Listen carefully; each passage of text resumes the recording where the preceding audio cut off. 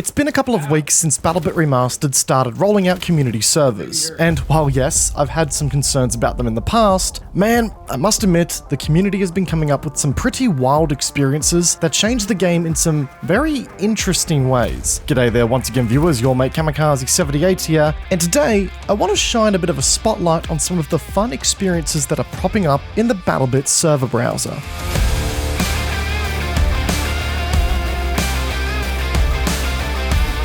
So, if you're somebody like me, who prefers to browse for games in BattleBit using that server browser as opposed to just using the quick play function, you've probably noticed a change in the options that are available. Even here in Australia, there's a good amount of community servers spooling up, some of which are completely changing the experience of BattleBit, whereas other servers are offering dedicated spaces for certain game modes and maps that tend to, be the less popular options in community voting pools, an opportunity to step back into the limelight. And let's be real folks, as good as map voting can be, it does mean that every time a community favorite shows up, it's going to be picked even at the cost of variety in the games that you play, which can be pretty repetitive pretty quickly. And much to their credit, this is where community servers are stepping in and stepping in well. But before we go any further today folks, I did want to say that I am proud to announce that I've partnered up with Apex Gaming PCs here on the channel. Are you looking to get into PC gaming for the first time? Or maybe you're just looking for an upgrade to a rig that you already have? Well, Apex Gaming PCs have got you covered. Through this partnership, I've worked with them to create a line of 3 gaming PC options for you to choose from that range in power and budget. You can also customize each of these configurations to something a little bit more to your liking as well. I've personally picked out a line of PCs that feature AMD CPU architecture at their core, as that's what I'm running right now in my personal rig, and I wanted that to reflect in my PC line on Apex Gaming PCs as well. And I've also got a sweet deal for you guys here today as well. If you use the link in the description down below and use code Kamikaze, you'll grab 10% off of your order as well. So get on down there and give it a squiz if you're in the market for a new PC. Once again, big thanks to Apex Gaming PCs for sponsoring the channel here today.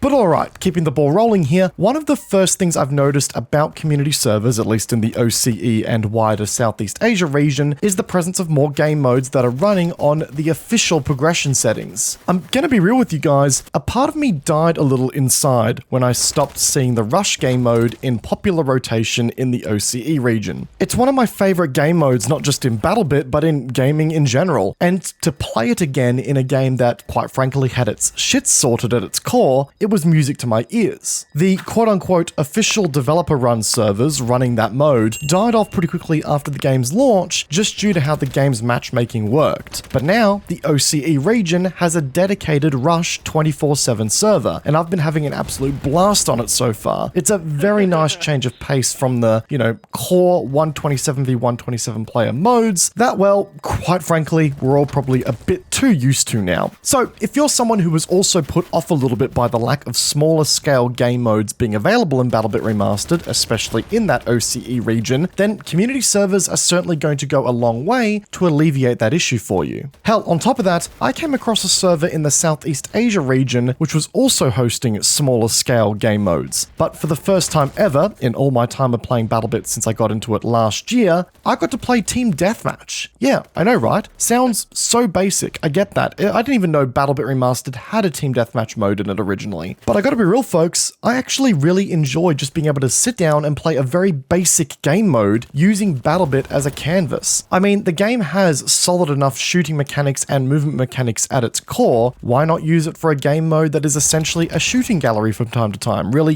blow off some steam. It's obviously not going to be everybody's cup of tea, I get that, but there is that sense of variety to the experience that wasn't there a few weeks back, and I thoroughly enjoy that, so there's a plus to community servers there. But undeniably, folks, the most interesting community server that I've come across so far is the BBOCE Infantry Only server, which I imagine stands for BattleBit Oceania. Bit of grade A detective work there, folks, but I digress. This server is a fun little infantry only server that runs, again, smaller scale game modes and maps on a constant rotation. Hell, it even runs some of the old school maps that have been deleted from the map pool entirely every once in a while. But it also comes comes with a couple of twists that definitely give it a bit of a unique space in the server browser. For one, you're not allowed to equip throwable explosive grenades or flashbangs, so no frag grenade or impact grenade spam here. You're also not allowed to equip RPGs and heavy armors. Every time you equip something that is banned, and those banned items are listed in front of you as soon as you join the server and spawn in, the game will automatically swap that gear out and put you with something else. And what it basically does is it leaves the server feeling like it's trying to cultivate this more, I guess you could call, pure experience in BattleBit. You know, things like less grenade spam, less time to kill inconsistency through variation in armors, less RPG spam. It's very much the more streamlined experience using BattleBit as the canvas. I've seen some comments while playing on this server that even go as far to say that it's the COD experience in BattleBit. I'm sure some of you will agree with that assessment, but wait, it gets more interesting. This server also features perks and kill streaks. Nope, I didn't stutter. I'm being 100% serious there. The server will assign perks to you if you select a couple of armors that are available in the game, and it will also reward you with kill streaks should you get enough kills in one life without dying. Now, to temper some expectations here, there's currently only 4 perks available. Speed Reload, which gives you basically a reload time buff. Double Time, which is a speed buff and a big one of that. Feather Falling, which is less fall damage, duh. And Battle Hardened, which I believe reduces your overall flinch from damage, but I could be wrong about that one.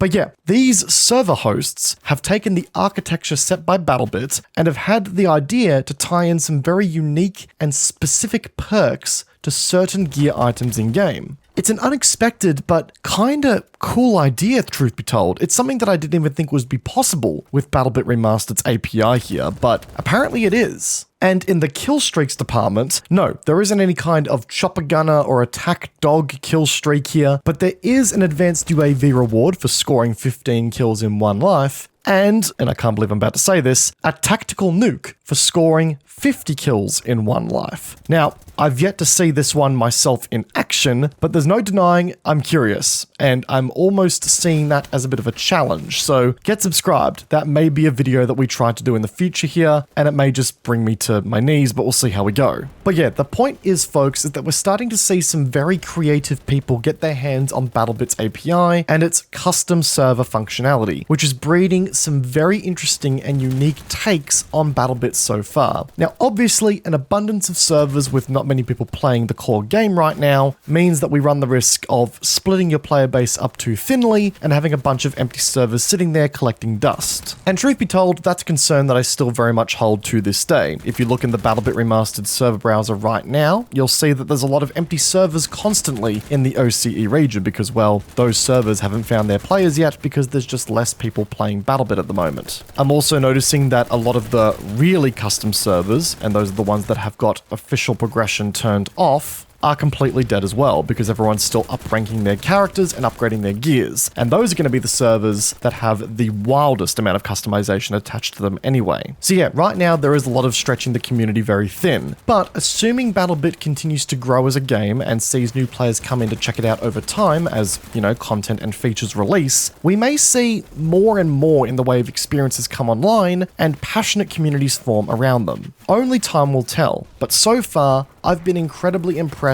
with what the BattleBit Remastered community has come up with so far in the community service space, and I'm excited to see more from them. And if you're someone who's tried BattleBit, but has ultimately decided to take a break from the game because it didn't quite have the experience that was right for you, maybe it's worth coming back and giving it another look, because there may be a community server out there for you now that may fix some of those issues. But folks, with all of that said, I figured that'd be a good place to leave it for today's video. Once again, a very special thank you goes out to Apex Gaming PCs for partnering up with the channel. Once again, if you're looking for a brand new gaming rig, jump on down to the description down below, use the first link, and put code Kamikaze in there for a 10% discount at checkout. If you guys enjoyed the video, be sure to backhand the like button as it does go a long way to supporting the channel, and if you're new here, consider subscribing whilst you're at it for a lot more first-person shooter content coming out really soon. And leave a comment down below, guys, shouting out your favorite community server for BattleBit Remastered so far, if you found one. Once again, guys, I hope you enjoyed today's video. Peace out, and I will see you guys all in the next one. Take care, guys. Have a good one.